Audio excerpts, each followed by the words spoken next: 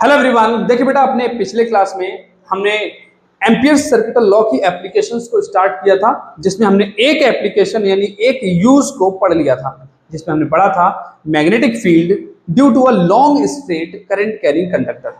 यानी एक long straight current carrying conductor है तो उसकी वजह से उसके आसपास कितना मैग्नेटिक फील्ड क्रिएट होता है, ये हमने एम्पियर्स सर्किटल लॉ की हेल्प से निकाला था। ठीक है, तो एम्पियर्स सर्किटल लॉ की हेल्प से कुछ और भी हम फाइंड कर सकते हैं। ठीक है, तो एक यूज बेटा और पढ़ेंगे हम, जिसको आज लिखेंगे। तो सेकंड यूज, सेकंड एप्लीकेशन है बेटा, इसको हेडिंग डाल लीजिएगा, magnetic field, magnetic field due to a long straight solenoid. ठीक है, तो एक लॉन्ग स्ट्रेट सोलेनाइड है, उसके मैग्नेटिक फील्ड की बात करेंगे। ठीक है, magnetic field due to a long straight solenoid. ठीक है बेटा, सोलेनाइड क्या होती है इस बारे में हमने अपने पिछले क्लास में डिस्कस किया था, डिटेल में हमने बताया था कि सोलेनाइड क्या होती है। आज थोड़ा सा हम ओवरव्यू देते हैं आपको। देखिए, मान लीजिए ये एक हॉलो सिलेंडर है और ये एक इंसुलेटिंग मटेरियल का बना हुआ है। ठीक है, तो अगर किसी इंसुलेटिंग मटेरियल के हॉलो सिलेंडर यानी अंदर से खोखले सिलेंडर के ऊपर कंडक्टिंग वायर को लपेट दिया जाए, कंडक्टिंग वायर कोई भी हो सकता है, एल्यूमिनियम हो सकता है, कॉपर हो सकता है, ठीक है, ये आयरन का ले सकते हैं आप। ठीक है, किसी भी कंडक्टिंग मटेरियल का वायर इसके ऊपर लपेट दिया जाए तो ये क्या बन जाता है बेटा, सोलेनाइड बन जाता है। Is it okay? ठीक है, मैं फिर से रिपीट कर रहा हूं कि अगर किसी इंसुलेटिंग मटेरियल का कोई सिलेंडर है, सिलेंडर, ठीक है, और हॉलो सिलेंडर है, उसके ऊपर हम क्या करें, वायर लपेट दें, कंडक्टिंग वायर, तो ये क्या बन जाता है, सोलेनाइड। ठीक है, और जब इसमें करंट फ्लो किया जाए तो बहुत ही स्ट्रॉन्ग मैग्नेटिक फील्ड इसके अंदर क्रिएट हो जाता है। अच्छा, इसके बाहर बहुत कम मैग्नेटिक फील्ड क्रिएट होता है। ठीक है, तो मान लीजिए बेटा ये एक लॉन्ग स्ट्रेट सोलेनाइड है। अच्छा, लॉन्ग का क्या मतलब बेटा, यहाँ पर लॉन्ग का मतलब ये है कि ये जो डायमीटर है इसका, इस एंड का जो डायमीटर है ना बेटा, एंड का डायमीटर वो बहुत कम है और लेंथ ज्यादा है। लेंथ के कंपैरिजन में डायमीटर कम है, या डायमीटर की कंपैरिजन में लेंथ ज्यादा है। जब लेंथ ज्यादा होगी तो ये पतला दिखाई देगा, इसीलिए इसको लॉन्ग कहते हैं, लॉन्ग।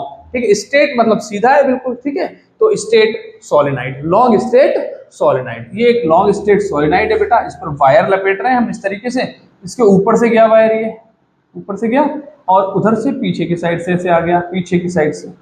ठीक, इधर से फिर ऊपर से जाएगा, उधर से फिर पीछे की साइड से आ गया ये, तो इस तरीके से इस पर वायर लपेटा गया है। ठीक है, इस चीज को हम समझ चुके हैं पिछली क्लास में भी अपनी। ठीक है, पीछे से वायर आया, ये रहा। ठीक है, अब इसको हम क्या कर रहे हैं बेटा, एक बैटरी से कनेक्ट कर दे रहे हैं। ये हमने एक बैटरी से इसको कनेक्ट कर दिया, बैटरी का पॉजिटिव टर्मिनल रहा, ये बैटरी का नेगेटिव टर्मिनल रहा। बैटरी के पॉजिटिव से नेगेटिव की तरफ करंट फ्लो होने लगता है, यानी ये करंट फ्लो हो रहा है इस तरीके से। ठीक है, ऐसे करंट जाएगा, ये मान लीजिए करंट आई फ्लो हो रहा है। ठीक है, तो करंट आई इस वायर में जाएगा और पीछे की तरफ से होते हुए फिर से इधर से निकल के आ जाएगा, फिर इसमें ऊपर की तरफ। ठीक है, फिर पीछे की तरफ से ऐसे आएगा, ऊपर की तरफ फिर ऐसे। ठीक है, तो इस तरीके से करंट फ्लो हो रहा है। ठीक है बेटा, जो इसके पीछे की साइड वायर होंगे सोलेनाइड में, सोलेनाइड के, उसमें नीचे की तरफ करंट होगा और इस साइड में ऊपर की तरफ करंट है। Is it okay? ठीक है, तो एक बात ये समझिए बेटा, अगर हम इस वायर में देखें तो इस कॉर्नर पर जो करंट होगा वो अंदर की तरफ होगा, यानी क्रॉस से रिप्रेजेंट कर रहे हैं कॉर्नर वाले करंट को। ठीक, यहाँ से बाहर की तरफ निकल रहा होगा, यानी डॉट से रिप्रेजेंट कर रहे हैं। ठीक है, अब ये अंदर की तरफ गया करंट, यहाँ से अंदर ऐसे, और फिर पीछे की तरफ से वायर आया ऐसे, इससे बाहर निकलेगा बेटा, तो यहाँ डॉट से रिप्रेजेंट कर रहे हैं। ठीक है, और यहाँ क्रॉस से। क्रॉस का मतलब है कि इस एंड पर जो करंट है वो अंदर है और यहाँ करंट बाहर निकल रहा है। ठीक है,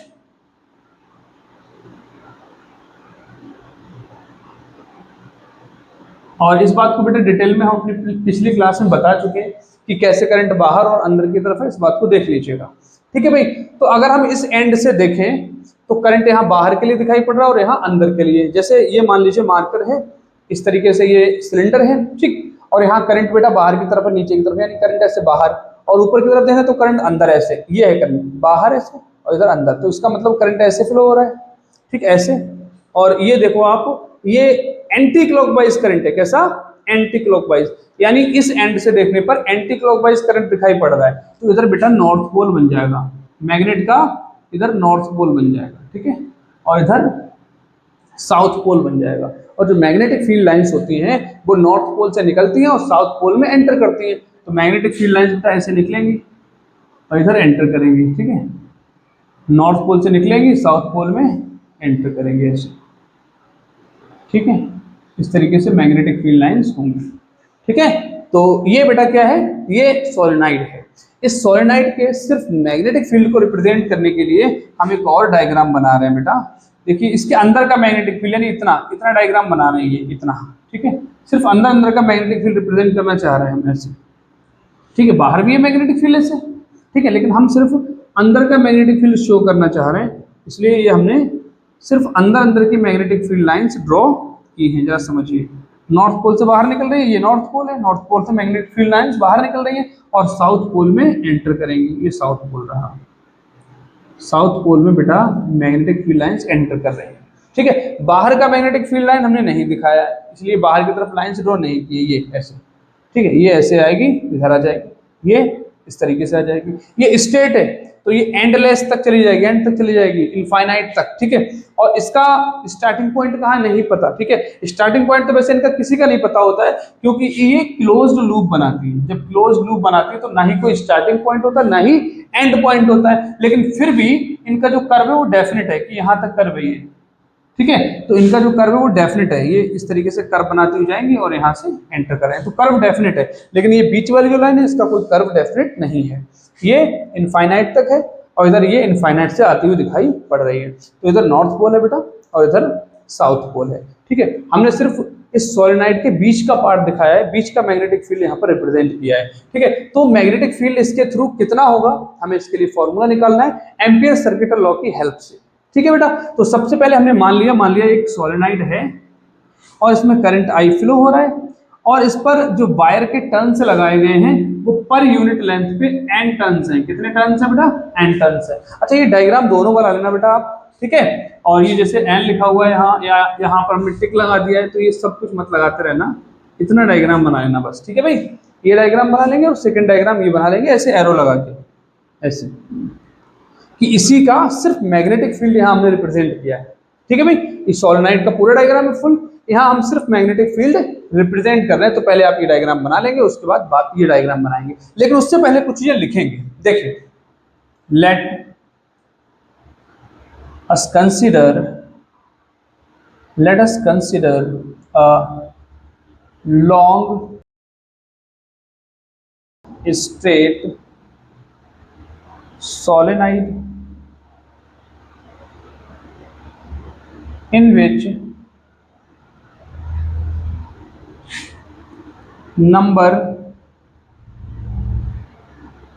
number of turns of wire, जो वायर के टर्न्स हैं, चक्कर लगाए हुए हैं, number of turns of wire per unit length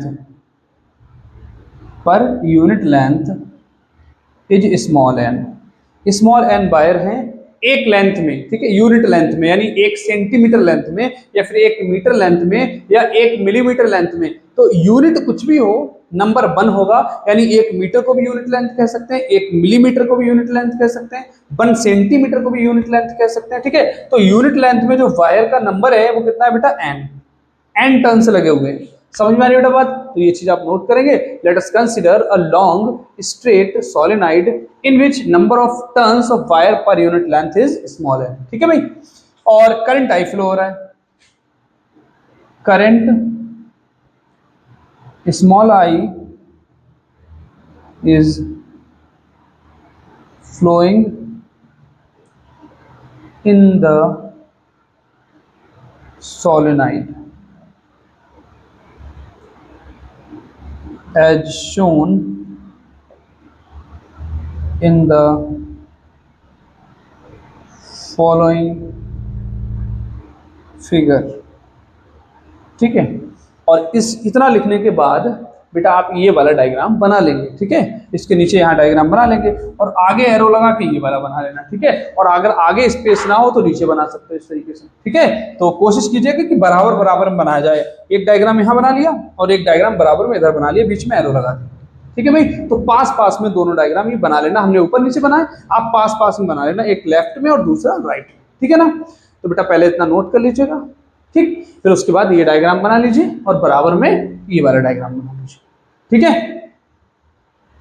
आगे बढ़ते हैं बेटा, देखिए बेटा ये सोलेनोइड का मैग्नेटिक फील्ड रिप्रेजेंट किया है हमने, और हमें एम्पियर सर्किटल लॉ अप्लाई करके मैग्नेटिक फील्ड को फाइंड करना है, यानी एम्पियर सर्किटल लॉ अप्लाई करना है यहाँ पर।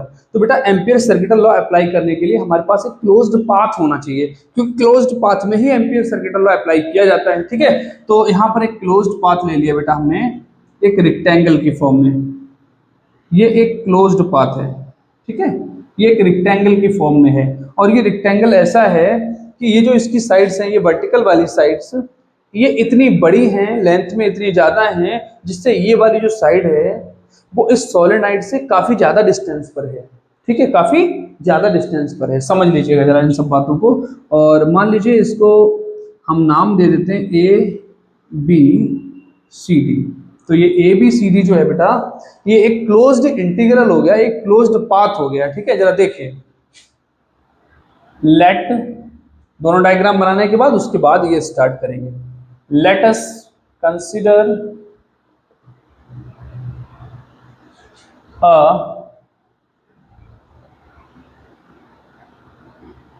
Rectangular path ABCD। Rectangular path ABCD ले लिया बेटा हमने, ठीक है। इन विच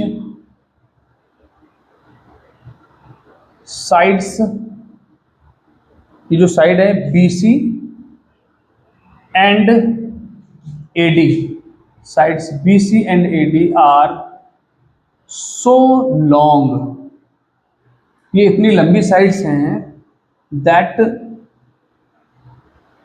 साइड CD, जिससे कि जो साइड CD है बेटा, so that side CD is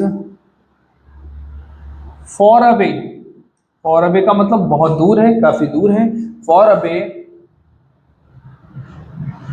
from the solenoid, ठीक है। तो ये वाली जो साइड्स हैं BC और AD, ये रेक्टेंगल की इतनी लॉन्ग साइड्स हैं, जिससे कि ये जो साइड CD है वो इस सोलेनोइड से काफी डिस्टेंस पर है, ठीक है बेटा। तो ये हमने डायग्राम बनाया है। अब जरा समझिए, हम मैग्नेटिक फील्ड निकालना चाह रहे हैं, तो मैग्नेटिक फील्ड के लिए बेटा एम्पियर सर्किटल लॉ लगाएंगे, इंटीग्रल B.dl। अब इंटीग्रल B.dl क्या होता है? Line integral of magnetic field, और ये क्लोज्ड पाथ इस ABCD के अलोंग लगाना है, क्लोज पाथ ABCD के अलोंग। जरा देखिए, therefore line integral of magnetic field B.dl, ठीक है। इंटीग्रल B.dl की हमें वैल्यू निकालनी है इस क्लोज्ड पाथ ABCD के अलोंग, यानी इस ABCD के अंदर total line integral magnetic field यानी B.dl कितना बन रहा है ये निकालना है, ठीक है। तो ABCD के अलोंग लगाना है, तो हम यहाँ पर ABCD लिख देंगे, ठीक है। यानी इंटीग्रल B.dl की वैल्यू निकाल रहे हैं हम, लेकिन इस क्लोज्ड पाथ ABCD के अलोंग निकाल रहे हैं, ठीक है। ABCD हम इसके सफिक्स में लिख देंगे, ये इंटीग्रेशन का जो सिंबल है इसके सफिक्स में। इक्वल टू क्या होगा बेटा, इसको हम चार पार्ट में से निकाल सकते हैं। देखिए, इस पूरे क्लोज्ड पाथ के अलोंग हमें इंटीग्रल B.dl की वैल्यू निकालनी है। इसके चार पार्ट ऐसे कर सकते हैं कि पहले A से B तक निकालें, फिर B से C तक निकालें, फिर C से D तक, फिर D से A तक। देखिए इसके चार पार्ट कर रहे हैं बेटा हम। इंटीग्रल B.dl यानी line integral of magnetic field, लेकिन A से B तक का निकाल रहे हैं, तो हमने यहाँ लिख दिया A और यहाँ लिख दिया B, यानी A से B तक का निकाल रहे हैं, ठीक है बेटा। प्लस इंटीग्रल B.dl, ठीक, इसकी वैल्यू बेटा A से B तक हमने देखी, अब B से C तक के लिए, यानी यहाँ B लिख दिया, यहाँ C लिख दिया, ठीक है। और प्लस इंटीग्रल B.dl C से D तक के लिए, यानी यहाँ C लिख देंगे और यहाँ D लिख देंगे, प्लस इंटीग्रल B.dl इसकी वैल्यू बेटा बी से ए तक के लिए, यानी नीचे डी लिख दिया ऊपर ए। तो ये जो मैग्नेटिक फील्ड का लाइन इंटीग्रल है, यानी integral B dot D L है ए बी सी डी के लिए, पूरे क्लोज्ड रेक्टेंगल के लिए, उसके हमने चार पार्ट कर दिए। पहले ए से बी तक के लिए लिखा ये, फिर बी से सी तक, फिर सी से डी तक, फिर डी से ए तक, ये रहा। समझ में आ रही बेटा बात? तो इस इंटीग्रल बी डॉट डीएल के चार पार्ट कर दिए हमने। हमें क्या करना है बेटा, इंटीग्रल बी डॉट डीएल की वैल्यू किस लिए निकालना है? क्योंकि जो एम्पियर सर्किटल लॉ है वो यही है बेटा, integral B dot DL equal mu naught I, या फिर सिग्मा आई लिख सकते हैं, टोटल करंट। ठीक है बेटा, तो एम्पियर सर्किटल लॉ ये है। एम्पियर सर्किटल लॉ हमें इंटीग्रल बी डॉट डीएल की वैल्यू बताता है और कुछ नहीं बताता है। हालांकि हमें निकालना मैग्नेटिक फील्ड है, लेकिन एम्पियर सर्किटल लॉ इसकी वैल्यू बताता है, तो हम इसी की वैल्यू निकाल रहे हैं। पहले एक अलग मेथड से, यानी बेसिक मेथड से इसकी वैल्यू निकाल रहे हैं, फिर एम्पियर सर्किटल लॉ से पुट कर देंगे कि इतनी होती है, और दोनों को कंपेयर करेंगे, मैग्नेटिक फील्ड का फॉर्मूला आ जाएगा। ठीक है भाई, तो समझ लीजिएगा। यानी हम इंटीग्रल बी डॉट डीएल की वैल्यू दो तरीके से निकालेंगे, एक अपने बेसिक मेथड से और एक एम्पियर सर्किटल लॉ से। तो पहले हम बेसिक मेथड से निकाल रहे हैं। अब देखिए, हमने इसके चार टुकड़े कर लिए, पहले ए से बी तक का, फिर बी से सी तक के लिए, फिर सी से डी, फिर डी से ए। देखिए, मैग्नेटिक फील्ड की जो डायरेक्शन है बेटा, वो नॉर्थ से साउथ पोल की तरफ होती है, नॉर्थ से साउथ पोल की तरफ, ठीक है, बाहर की तरफ। लेकिन अगर अंदर देखा जाए तो अंदर साउथ से नॉर्थ पोल की तरफ होती है। तो ये मैग्नेटिक फील्ड की डायरेक्शन है ऐसे, ये अंदर के लिए, अंदर अंदर देख रहे हैं हम सिर्फ तब, ठीक है। यानी ये सोलेनोइड के अंदर का डायग्राम है बेटा, ये जो मैग्नेटिक फील्ड है वो सोलेनोइड के अंदर का मैग्नेटिक फील्ड है। तो अंदर अंदर साउथ से नॉर्थ पोल की तरफ मैग्नेटिक फील्ड है, और बाहर देखें तो नॉर्थ से साउथ की तरफ है। लेकिन बाहर जो मैग्नेटिक फील्ड होता है वो बहुत कम होता है। सोलेनोइड के बाहर का मैग्नेटिक फील्ड बहुत कम होता है अगर एक लॉन्ग स्ट्रेट सोलेनोइड है तो। ठीक है, यहां पर हम लॉन्ग स्ट्रेट सोलेनोइड की बात कर रहे हैं। लॉन्ग स्ट्रेट सोलेनोइड के बाहर का मैग्नेटिक फील्ड बहुत कम होता है, नेग्लिजिबल होता है, बहुत लेस होता है। तो बाहर मैग्नेटिक फील्ड बहुत लेस है, इसलिए बाहर हमने लाइंस को दिखाया नहीं, सिर्फ अंदर अंदर की लाइंस दिखाई गई है। ठीक है, तो अंदर जो मैग्नेटिक फील्ड है बेटा वो साउथ से नॉर्थ की तरफ है, यानी ये डायरेक्शन है मैग्नेटिक फील्ड की। ठीक है, यानी ये जो साइड है ए बी, ये मैग्नेटिक फील्ड के अंदर है, और ये जो साइड है वो मैग्नेटिक फील्ड से बहुत दूर है। तो जरा देखिए बेटा, because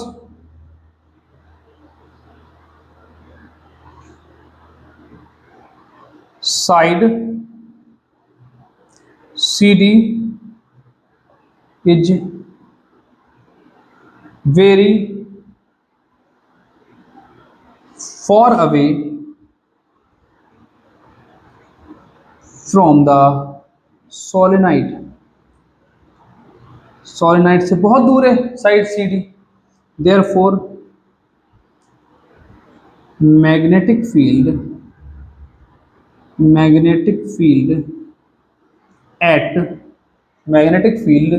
at side CD will be 0। तो साइड CD पर जो मैग्नेटिक फील्ड होगा वो 0 होगा, या फिर नेग्लिजिबल कह सकते हैं। ठीक है, नेग्लिजिबल को 0 ही लिख दिया जाता है। ठीक है, तो मैग्नेटिक फील्ड बेटा 0 होगा यहाँ पर, यानी नेग्लिजिबल होगा। और जब मैग्नेटिक फील्ड 0 है बेटा CD वाली साइड पर, तो इंटीग्रल बी डॉट डीएल की जो वैल्यू है सी से डी तक के लिए, यहाँ पर बी की वैल्यू 0 पुट कर देंगे। जब 0 वैल्यू पुट करेंगे बी की, तो बेटा इसकी वैल्यू 0 हो जाएगी, इस चीज की वैल्यू 0 हो जाएगी। ठीक है, इसको नोट कर लेंगे। ठीक है, फिर मैं इसको इरेज कर देता हूँ बेटा। ठीक है, देखिए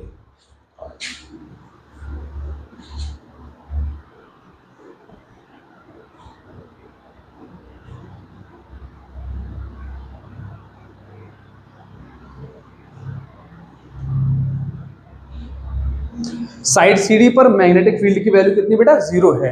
देयरफॉर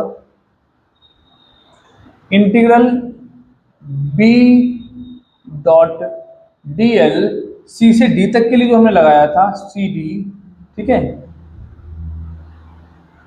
सी से डी तक के लिए बी डॉट डीएल जो निकाल रहे थे उसकी वैल्यू बेटा 0 हो जाएगी सी से डी के लिए। क्यों? क्योंकि मैग्नेटिक फील्ड यानी बी की वैल्यू यहाँ पर 0 है, तो इंटीग्रल बी डॉट डीएल बेटा 0 हो जाएगा साइड सी से डी तक।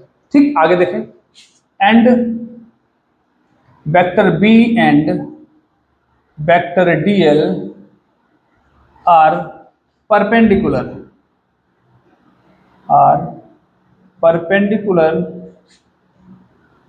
at sides BC and AD।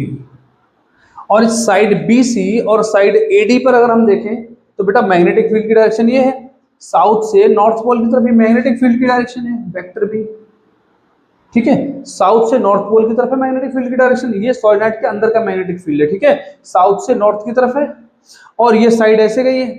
तो ये जो साइड बेटा ऐसे गई है, ये एंगल कितने का बना रही है यहाँ पर, ये मैग्नेटिक फील्ड से 90 डिग्री का एंगल फॉर्म हो रहा है। ये एंगल कितना फॉर्म हो रहा है, 90 डिग्री का। यहाँ देखें, ये वाली जो साइड है ए डी, ये मैग्नेटिक फील्ड के साथ, मैग्नेटिक फील्ड इधर आ गया, ये मैग्नेटिक फील्ड है, इसके साथ कितना एंगल बना रही है, 90 डिग्री का। तो ये दोनों साइड, साइड बी सी और side A D magnetic field से 90 डिग्री की डायरेक्शन पे है। ठीक है, मैग्नेटिक फील्ड इधर रहा बेटा, इसको मैं इस तरीके से दिखाता हूँ। देखिए मैग्नेटिक फील्ड इधर है ऐसे, और ये साइड ऐसे है, तो ये एंगल बेटा कितना बन गया, ये 90 डिग्री का एंगल बन गया। ठीक है ना, तो ये दोनों साइड्स मैग्नेटिक फील्ड के परपेंडिकुलर है, मैग्नेटिक फील्ड से 90 डिग्री का एंगल बना रही है। यही बात हमने लिखी है, vector B and vector DL are perpendicular at sides BC and AD. ठीक है, अच्छा इसको थोड़ा सा चेंज करके लिखते हैं। हाँ ठीक है, ठीक है, vector B and vector DL दोनों लिख दिए बेटा। Vector B and vector DL are perpendicular at sides BC and AD, यानी साइड बीसी और साइड एडी पर मैग्नेटिक फील्ड वेक्टर बी और जो लेंथ है डीएल वो परपेंडिकुलर है। ठीक है, परपेंडिकुलर का मतलब होता है 90 डिग्री। देयरफॉर इंटीग्रल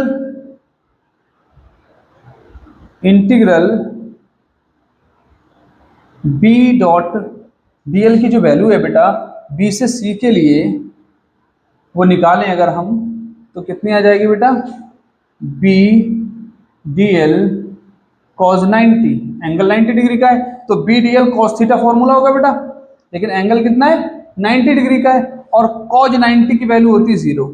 कॉज 90 की वैल्यू 0, जब कॉज 90 की वैल्यू 0 होती है बेटा, तो इस पूरे की वैल्यू कितनी आ जाएगी, 0। ठीक है ना, कॉज 90 की वैल्यू 0 और कॉज 90 की वैल्यू 0 पुट करेंगे, इससे मल्टीप्लाई करेंगे, 0 आ गया, तो डायरेक्ट 0 लिख देंगे बेटा, कॉज 90 की वैल्यू 0 हो जाने की वजह से। ठीक है, तो integral B to C B dot DL की वैल्यू 0 आ गई। ठीक है, इसी तरीके से अगर हम बात करें इस साइड के अलोंग, तो integral B dot DL along D to A, तब भी बेटा यही बात, D to A, B D L, B dot D L का मतलब क्या हुआ, B D L cos theta, B D L cos theta, लेकिन थीटा है बेटा 90 डिग्री। चलो यहां पर हम लिख देते हैं इसको, तो बी डी एल बी से ए के लिए, और कॉज 90 की वैल्यू बेटा 0 हो गई, तो ये ओवरऑल 0 आ गया। यानी बी टू सी के लिए बी डॉट डी एल की वैल्यू 0 है, और डी टू ए के लिए बी डॉट डी एल की वैल्यू 0 है, और इससे पहले हमने निकाला बेटा सी टू डी के लिए भी बी डॉट डी एल की वैल्यू 0 है। सिर्फ एक साइड बची है ए टू बी, तो ये तीनों वैल्यू 0 हो चुकी है। ये तीनों वैल्यूज बेटा ऊपर हम पुट कर देंगे, उसको इक्वेशन नंबर 1 डाल लेना, जहां पर चारों चीजें लिखी हुई है ना, integral B dot D L for A B C D equal चारों चीजें लिखी हुई बेटा, उसको इक्वेशन नंबर 1 डाल देना। ठीक है, अब इक्वेशन 1 में ये सारी वैल्यूज हम पुट कर देंगे। ठीक है भाई, देख लीजिए,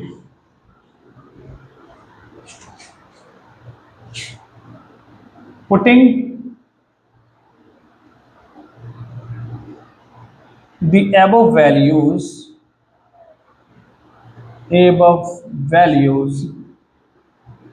in equation 1, integral b dot dl जो पूरे रेक्टेंगल के लिए था, यानी ए बी सी डी ऐसा लिखा हुआ था बेटा पीछे। ठीक है, इक्वल टू 4 पार्ट लिखे हुए थे, integral B dot D L A to B, integral B dot D L B to C to D, D to A, 4 part में लिखा हुआ था बेटा, उसको इक्वेशन नंबर 1 डाल देना, उसी में हम वैल्यू पुट करने चाह रहे हैं। तो उसकी 3 वैल्यूज तो बेटा 0 आ चुकी, कौन कौन सी, B to C to D, D to A, ये 3 वैल्यूज 0 आ चुकी, सिर्फ ए टू बी वाली वैल्यू रह गई बेटा, integral A to B dot D L, सिर्फ ये रह गया बेटा, बाकी B to C to D, D to A ये सब 0 आ चुकी हैं, यानी 0 प्लस 0 प्लस 0, ये तीनों वैल्यू 0 आ चुकी हैं। यानी हम ये कह सकते हैं कि पूरे closed path A B C D के लिए ये जो integral B dot D L की वैल्यू है वो सिर्फ इसके इक्वल है, integral A to B dot D L. अच्छा, इसको सॉल्व कर लेते हैं भाई ए टू बी के लिए। अब ए टू बी के लिए अगर हम देखें तो ए टू बी, बेटा ये लेंथ ए बी हो गई, ये लेंथ ए बी हो गई, और मैग्नेटिक फील्ड की डायरेक्शन भी यही है, मैग्नेटिक फील्ड भी इसी डायरेक्शन में, लेंथ भी इसी डायरेक्शन में, तो सेम डायरेक्शन में है दोनों, तो जो एंगल होगा बेटा वो जीरो हो जाएगा, यानी B D L cos theta, और थीटा की वैल्यू कितनी हो जाएगी, जीरो। तो यहाँ हम बेटा जीरो लिख दे रहे हैं, थीटा की वैल्यू कॉस जीरो, और सामने ब्रैकेट में लिख लेना बेटा, मैं इसको थोड़ा सा इरेज कर देता हूं।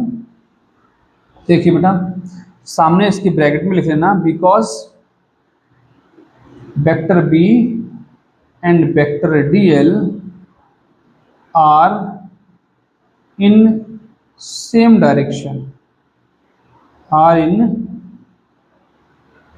Same direction along A B.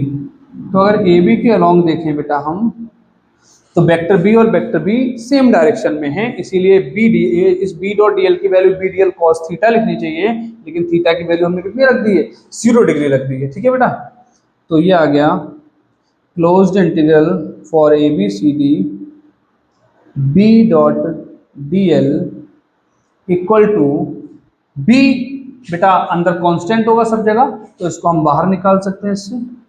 ठीक है, इंटीग्रेशन से बाहर निकाल लिया, अंदर सब जगह कांस्टेंट होगा ये भी। ठीक है,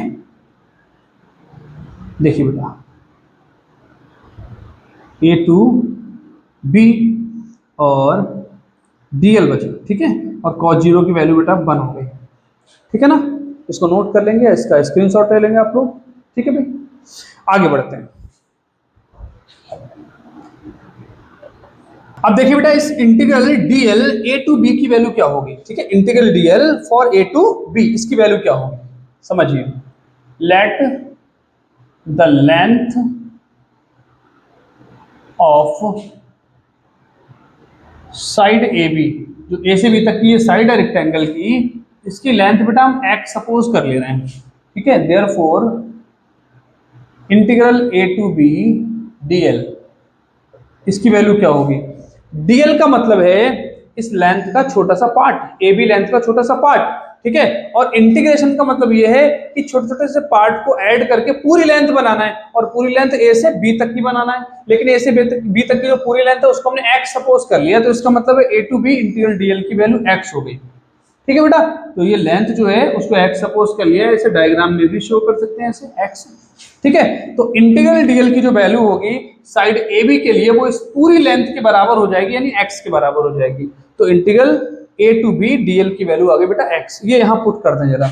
therefore integral closed integral A B C D B dot DL equal to B, ये रहा बी, और इस इंटीग्रल डीएल की वैल्यू बेटा x.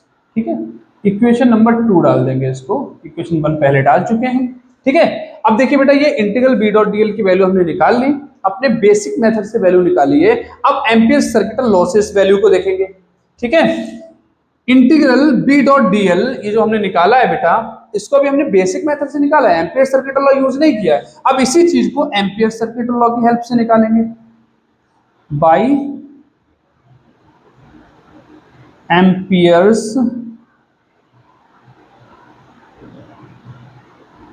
Circuital law.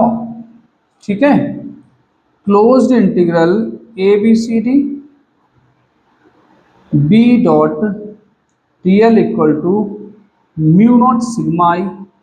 Ampere circuital law ये कहता है कि किसी भी क्लोज्ड पाथ के लिए अगर आप बी डॉट डीएल लगाएंगे तो म्यू नॉट सिग्मा आई होगा, चाहे आप इस रेक्टेंगल के लिए लगाएं, चाहे सर्कुलर फॉर्म में हो क्लोज्ड पाथ, चाहे किसी भी फॉर्म में हो, बस क्लोज्ड पाथ होगा तो इंटीग्रल बी डॉट डीएल की जो वैल्यू होगी वो म्यू नॉट सिग्मा आई के बराबर होगी। सिग्मा आई टोटल करंट है इस पूरे रेक्टेंगल एबीसीडी के अंदर आने वाला। ठीक है, where sigma I is total current, where sigma I is net current, net current. और इसकी वैल्यू होगी कितनी बेटा, नेट करंट की वैल्यू जरा समझिए, टोटल करंट कितना होगा इस ए बी सी डी के अंदर कितना करंट इसके अंदर फंस रहा होगा, जरा समझिए। ये सोलेनाइड का पार्ट दिखाया गया है, उसका मैग्नेटिक फील्ड शो किया है हमने, ठीक है। तो ये सोलेनाइड है बेटा, सोलेनाइड पर ऐसे टर्न्स लिपटे हुए हैं, वायर के टर्न्स है, ठीक है। हमने ये सपोज किया कि यूनिट लेंथ में यानी 1 सेंटीमीटर लेंथ में जो नंबर ऑफ टर्न्स है वो n है। ये बात हम बेटा ऊपर लिख चुके हैं। 1 सेंटीमीटर में, सोलेनाइड की 1 सेंटीमीटर लेंथ में अगर हम टर्न्स को गिने, तार के फेरों को गिने, तो बेटा n है। कितने हैं? n। ये 1 सेंटीमीटर में है, तो इस पूरी लेंथ यानी x सेंटीमीटर की लेंथ में कितने हो जाएंगे? nx। कितने हो जाएंगे बेटा? nx, ठीक है। 1 सेंटीमीटर लेंथ में जो नंबर ऑफ टर्न्स हैं वो n है, ये बात हम ऊपर सपोज कर चुके हैं बेटा। Number of turns per unit length, इसको हमने n सपोज किया था। तो इस पूरी लेंथ में x तक, ठीक है, ये जो x लेंथ है, x लेंथ में कितने टर्न्स हो जाएंगे? n इंटू एक्स यानी nx। और एक टर्न में कितना करंट है? I। एक टर्न में कितना करंट है? I, क्योंकि हमने सोलेनोइड को करंट I दिया है, तो हर एक तार के फेरे में करंट इतना ही होगा। तो बेटा इतने तो टर्न्स हो गए और हर टर्न में इतना करंट हो गया, तो जो नेट करंट है यानी टोटल करंट है वो कितना हो जाएगा? NXI। ये नंबर ऑफ टर्न्स है बेटा, और हर एक टर्न में करंट है इतना, तो टोटल करंट हो जाएगा NXI, ठीक है। तो इस सोलेनोइड के थ्रू इस क्लोज्ड पाथ ABCD के अंदर जो करंट होगा वो NXI के इक्वल होगा। Is it okay? तो ये बेटा इंटीग्रल B डॉट DL की वैल्यू NXI आ गई, ठीक है। अच्छा, ये नेट करंट लिखा है अभी हमने, ठीक है। मैं इसको इरेज कर देता हूं बेटा, समझ लीजिएगा ध्यान से, इसका स्क्रीनशॉट ले लीजिए आप लोग, ठीक है। अच्छा, ये डेरिवेशन है बेटा, तो सारा का सारा हम व्हाइट बोर्ड पर ही लिख रहे हैं, ठीक है। तो इसके अलग से आपको नोट्स प्रोवाइड नहीं करवाए जाएंगे, ठीक है भाई। अब देखिए बेटा, सिग्मा आई की वैल्यू ये आ गई NXI। इसको यहां जरा पुट कर दे हम, therefore closed integral for ABCD B dot DL equal to mu naught sigma I लिखा है बेटा, mu naught sigma I, mu naught, but sigma I की वैल्यू कितनी होगी बेटा? NXI। पुट कर दें यहाँ पर NXI, ठीक है ना। तो देखिए, हमने अपने बेसिक मेथड से इंटीग्रल B डॉट DL की वैल्यू निकाली है, वो ये आई है, और एम्पियर सर्किटल लॉ से निकाली तो बेटा इतनी आई है। इसे इक्वेशन नंबर 3 डाल दिया, ठीक है। इक्वेशन 2 और 3 को कंपेयर करते हैं जरा अब हम, कंपेयरिंग इक्वेशन 2 एंड 3, ठीक है। पहले आप लोग नोट कर लीजिए, यहां तक जो भी रह गया हो स्क्रीनशॉट ले सकते हैं, ठीक है। इसके आगे आप देखिए, ये है इक्वेशन 3 और ये है इक्वेशन 2। हमें इन दोनों इक्वेशंस को कंपेयर करना है। इंटीग्रल B डॉट DL की वैल्यू इतनी बता रही है ये इक्वेशन, और ये equation integral B dot DL की वैल्यू ये बता रही है। यानी ये जो वैल्यू है और ये जो वैल्यू, ये दोनों ही वैल्यूज एक ही चीज की हैं, इंटीग्रल B डॉट DL की दोनों वैल्यूज हैं। तो दोनों वैल्यूज आपस में इक्वल हो जाएंगी। कंपेयर करने का मतलब बेटा यही होता है, ठीक है। तो मैं इसको इरेज कर देता हूं, ये दोनों वैल्यूज हो जाएंगे इक्वल, यानी Bx equal to this one लिख सकते हैं आप, Bx equal to the above one. Compare करने के बाद आप लिख सकते हैं Bx इक्वल टू इतना, ठीक है, म्यू नॉट NXI। तो बेटा ये x तो दोनों तरफ आ रहा है, ये कैंसिल हो जाएगा, तो मैग्नेटिक फील्ड B की वैल्यू आ जाएगी बेटा म्यू नॉट NI, ठीक है। तो जो सोलेनाइड होती है बेटा, सोलेनाइड के अंदर इतना मैग्नेटिक फील्ड होता है B equal to mu naught NI, ठीक है। The magnetic field, the magnetic field at the ends of the solenoid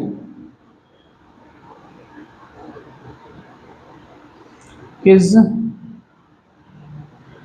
half of the magnetic field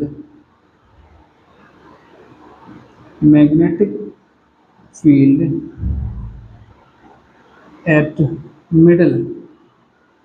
तो मिडिल में जो मैग्नेटिक फील्ड होता है उससे हाफ होता है एंड्स पर, ठीक है। The magnetic field at the ends of a solenoid, solenoid है उसके एंड्स पर जो मैग्नेटिक फील्ड होता है इज हाफ, वो हाफ होता है of the magnetic field at the middle, middle से हाफ होता है, ठीक है। Therefore magnetic field at the ends of solenoid ends पर कितना हो जाएगा बेटा, b इक्वल टू, मिडिल में इतना आ रहा है बेटा, तो इसका हाफ हो जाएगा, यानी mu not an I upon 2। ठीक है भाई, तो इसे बहुत अच्छे से बेटा आप लोग नोट कर लेंगे। ठीक है, magnetic field due to a solenoid, हमने इस चीज को निकाला।